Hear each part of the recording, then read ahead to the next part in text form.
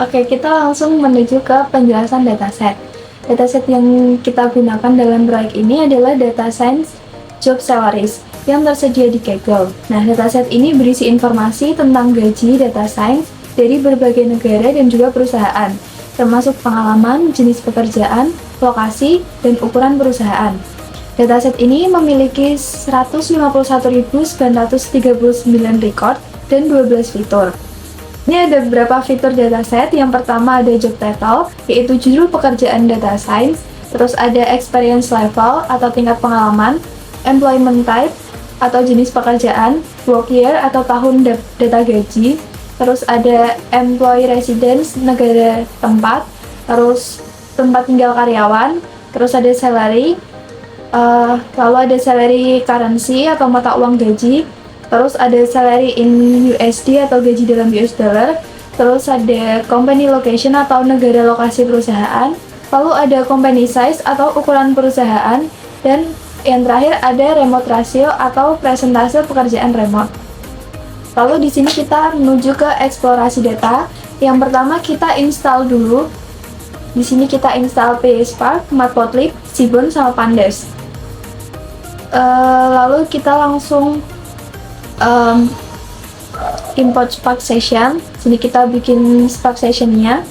Terus kita muat data dari CSV yang sudah kita import ke sini, yaitu DE Salaries. Di sini kita menampilkan data frame. Di sini hasilnya itu data frame-nya sebagai berikut. Lalu kita menghitung jumlah baris dengan komen seperti berikut, dan di sini terdapat ada 607 baris. Terus di sini kita akan menampilkan nama kolom data frame-nya dengan komen seperti berikut. Lalu di sini ada nama kolom data frame-nya seperti ini.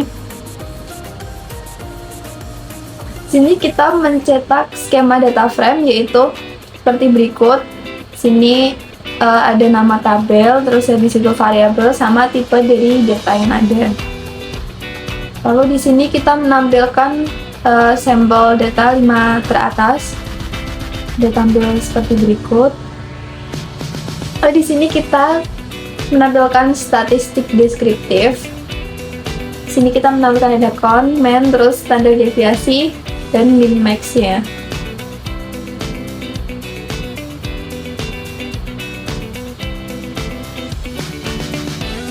Lalu kita menuju ke data cleansing. Sama seperti tadi, kita melakukan import library dulu, terus inisiasi Spark Session, terus di sini kita plot datasetnya. Lalu kita langsung masuk ke menghitung jumlah missing value di setiap kolomnya. Nah, di sini untuk data yang kita gunakan, datanya bersih, tidak terdapat missing value-nya. Lalu jika terdapat missing value, kita bisa menggunakan perintah berikut seperti ini. Kemudian kita menuju ke mengecek jumlah baris yang unik dari semua total barisnya. Karena semua barisnya unik, jadi tidak ditampilkan hasilnya. Lalu di sini kita akan menampilkan jumlah duplikasi datanya, dan di sini tidak terdapat duplikasi data. Lalu jika terdapat duplikasi data, kita bisa mengurusnya menggunakan perintah berikut. Lalu di sini kita menentukan outlier dan kita tampilkan menggunakan box plot. Ini untuk perintahnya seperti ini.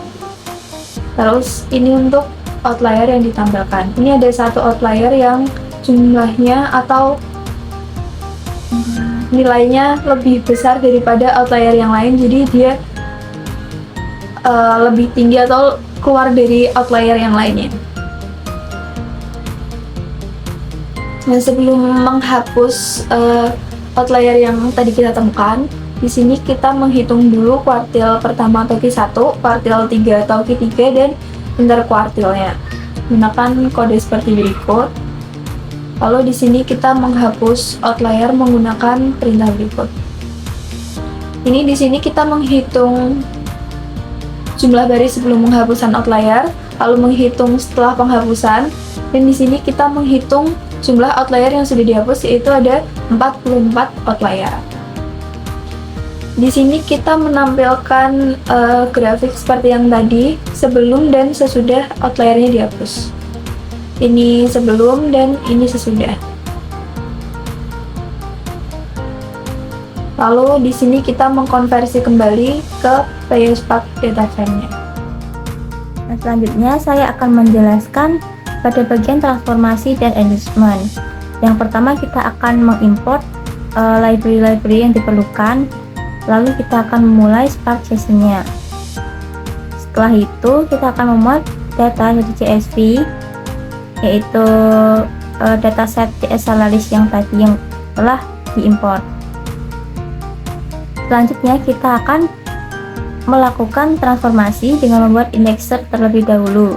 Kita akan mengimport library yang diperlukan di sini, lalu kita akan mengecek apakah ada kolom job title index yang sudah ada.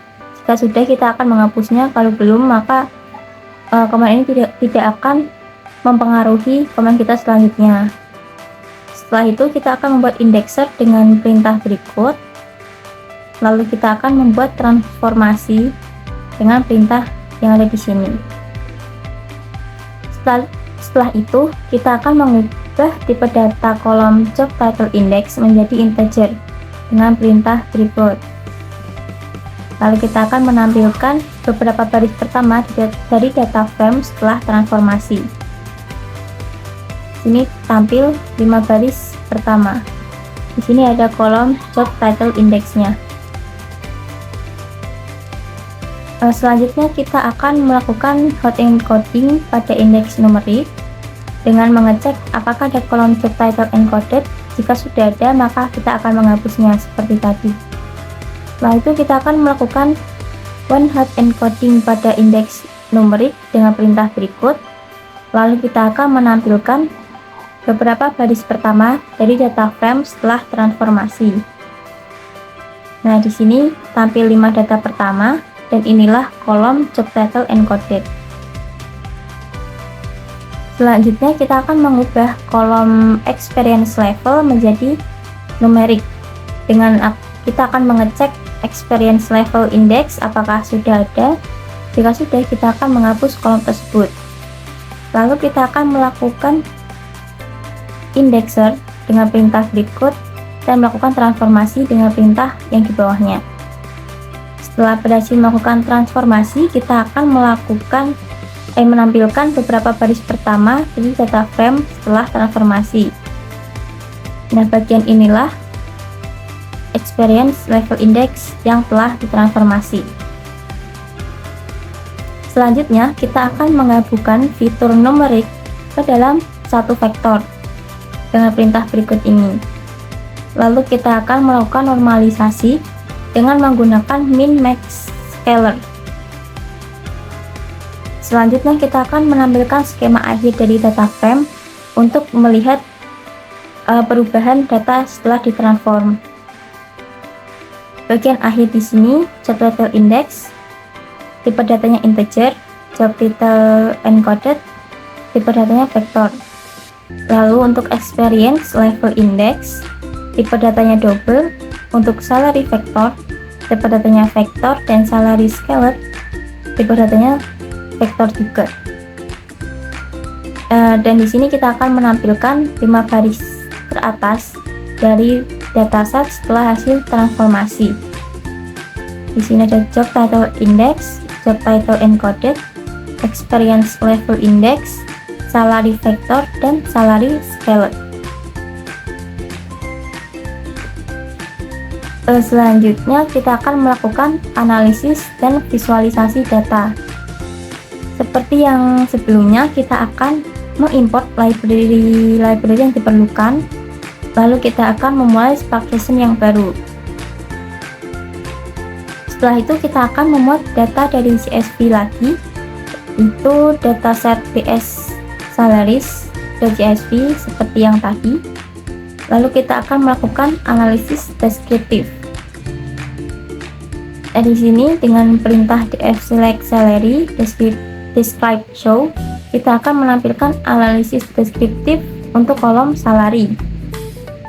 Untuk jumlah kolomnya ada 607. Ini adalah jumlah rata-ratanya. Lalu berikut ini adalah jumlah standar deviasi. Untuk nilai minimalnya 4.000 dan maksimalnya ada 30.400.000. Yang selanjutnya kita akan mengimport library round untuk menghitung rata-rata gaji berdasarkan job title. Dengan perintah berikut ini kita akan menampilkan hasil dari job title salary. Job title-nya tertampil di sini dan rata-rata salary-nya ada di sini. Selanjutnya kita akan menghitung rata-rata gaji berdasarkan dari tingkat pengalaman. Untuk menampilkannya kita akan menggunakan perintah berikut ini, dan untuk menampilkan hasilnya kita akan menggunakan perintah experience salary show. Di sini ada 4 experience levelnya dan ada rata-rata salary-nya. Selanjutnya kita akan melakukan visualisasi dari data yang telah kita analisis sebelumnya.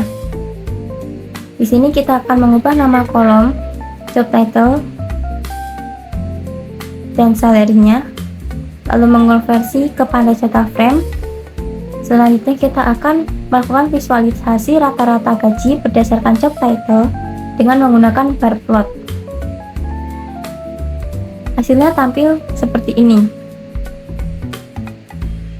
Dengan rata-rata paling tinggi adalah Head of Machine Learning. Selanjutnya kita akan melakukan visualisasi rata-rata gaji berdasarkan negara dengan perintah yang tampil di sini.